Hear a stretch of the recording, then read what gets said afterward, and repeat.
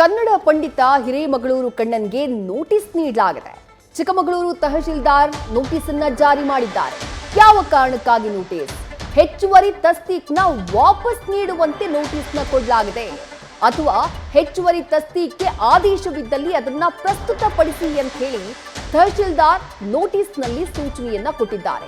ಚಿಕ್ಕಮಗಳೂರು ತಹಶೀಲ್ದಾರ್ ಹಿರೇಮಗಳೂರು ಕಣ್ಣನ್ ಅವರಿಗೆ ಕೊಟ್ಟಿರುವಂತಹ ನೋಟಿಸ್ ಇದು. ಹಿರೇಮಗಳೂರು ಕಣ್ಣನ್ ಅವರು ಸಾಕಷ್ಟು ಪ್ರಸಿದ್ಧಿಯನ್ನ ಪಡೆದಿರುವಂತವರು. ಕನ್ನಡದ ವಿಚಾರಕ್ಕೆ ಸಂಬಂಧಪಟ್ಟ ಹಾಗೆ ಅರ್ಚಕರಿಗೆ ವೇತನವಾಗಿ ಸರ್ಕಾರದಿಂದ 7,500 ರೂಪಾಯಿ ತಸ್ತೀಕ್ನ ನೀಡಲಾಗುತ್ತೆ.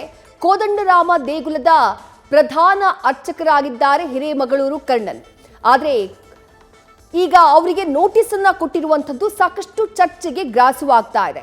ಕೋದಂಡರಾಮ ದೇಗುಲದಲ್ಲಿ ಹಿರೇಮಗಳೂರು ಕಣ್ಣನ್ ಯಾಕೆ ಖ್ಯಾತಿಯನ್ನ ಪಡೀತಾರೆ ಅಥವಾ ಯಾಕೆ ಕನ್ನಡಿಗರ ಮನಸ್ಸಿಗೆ ಹತ್ರ ಆಗ್ತಾರೆ ಅಂತ ಹೇಳಿದ್ರೆ, ಕೋದಂಡರಾಮನಿಗೆ ಅಭಿಷೇಕ, ಅಲಂಕಾರ, ಮಂಗಳಾರತಿ ಎಲ್ಲವೂ ಕೂಡ ಈ ದೇವಸ್ಥಾನದಲ್ಲಿ ಅವರು ಮಾಡೋದು ಕನ್ನಡದಲ್ಲೇ, ಜೊತೆಗೆ ಕನ್ನಡದಲ್ಲೇ ಮಂತ್ರಗಳನ್ನ ಕೂಡ ಹೇಳ್ತಾರೆ. ಆ ಕಾರಣಕ್ಕಾಗಿ ಹಿರೇಮಗಳೂರು ಕಣ್ಣನ್ ಸಾಕಷ್ಟು ಖ್ಯಾತಿಯನ್ನ ಪಡೆದಂಥವರು. ಈಗ ಅವರಿಗೆ ತಹಶೀಲ್ದಾರ್ ನೋಟಿಸ್ ಅನ್ನ ಕೊಟ್ಟಿರುವುದು ಸಾಕಷ್ಟು ಚರ್ಚೆಗೆ ಗ್ರಾಸವಾಗ್ತಾ ಇದೆ.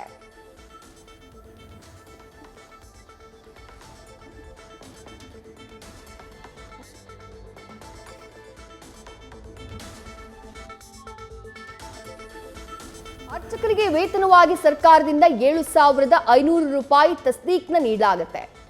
ಕೋದಂಡರಾಮ ದೇಗುಲದ ಪ್ರಧಾನ ಅರ್ಚಕರು ಹಿರೇಮಗಳೂರು ಕಣ್ಣನ್. ಆದರೆ ಕೋದಂಡರಾಮ ದೇವಾಲಯದ ಆದಾಯ ಕಡಿಮೆ ಇದೆ. 5 ಲಕ್ಷ ರೂಪಾಯಿಗಿಂತಲೂ ಈ ದೇವಾಲಯದ ಆದಾಯ ಕಡಿಮೆ ಇರುವಂತಹ ಕಾರಣಕ್ಕಾಗಿ ಕೋದಂಡರಾಮ ದೇಗುಲ ಸಿ ಕೆಟಗರಿಯಲ್ಲಿ ಬರುತ್ತೆ. ಇದರ ಪ್ರಕಾರ ಹೆಚ್ಚುವರಿಯಾಗಿ ತಸ್ದೀಕ್ನ ನೀಡಲಾಗಿದೆ ಅಂತ ಹೇಳಿ ಸದ್ಯ ತಹಶೀಲ್ದಾರ್ ನೋಟಿಸ್ನ ಕೊಟ್ಟಿದ್ದಾರೆ. ಹೆಚ್ಚುವರಿಯಾಗಿ ನೀಡಲಾಗಿರುವಂತಹ ಆ ತಸ್ತೀಕ್ ಏನಿದೆ 4,74,000 ಅಂದ್ರೆ 10 ವರ್ಷಗಳಿಗೆ ಕೌಂಟ್ ಮಾಡಿ ಅವರು ಅಮೌಂಟ್ನ ನೋಟಿಸ್ನಲ್ಲಿ ತಿಳಿಸಿದ್ದಾರೆ. ಅದನ್ನ ವಾಪಸ್ ಕೊಡಿ ಅಂತ ಹೇಳಿ ಹಿರೇಮಗಳೂರು ಕಣ್ಣನ್ ಅವರಿಗೆ ಕೇಳಿದ್ದಾರೆ. ಅಥವಾ ಹೆಚ್ಚುವರಿ ತಸ್ತೀಕ್ನ ಆದೇಶವಿದ್ದಲ್ಲಿ ಅದನ್ನ ಪ್ರಸ್ತುತಪಡಿಸಿ ಅಂತ ಹೇಳಿ ಹಿರೇಮಗಳೂರು ಕಣ್ಣನ್ರ ವೇತನವನ್ನ ತಡೆ ಹಿಡಿದು ಈ ರೀತಿ ಚಿಕ್ಕಮಗಳೂರು ತಹಶೀಲ್ದಾರ್ ನೋಟಿಸ್ನ ಜಾರಿ ಮಾಡಿದ್ದಾರೆ. ಚಿಕ್ಕಮಗಳೂರು ಹೊರವಲಯದಲ್ಲಿರುವಂತಹ ಕೋದಂಡರಾಮ ದೇವಾಲಯದ ಅರ್ಚಕರಾಗಿದ್ದಾರೆ ಹಿರೇಮಗಳೂರು ಕಣ್ಣನ್. ಸದ್ಯ ಈ ರೀತಿ ಅವರಿಗೆ ನೋಟಿಸ್ ಜಾರಿ ಮಾಡಿರುವುದು ಚರ್ಚೆಗೆ, ಟೀಕೆಗೆ ಗ್ರಾಸವಾಗಿದೆ. ನ್ಯೂಸ್ ಫಸ್ಟ್ ನಿರ್ಭೀತಿಯಿಂದ ನಿಮ್ಮ ಪರವಾಗಿ.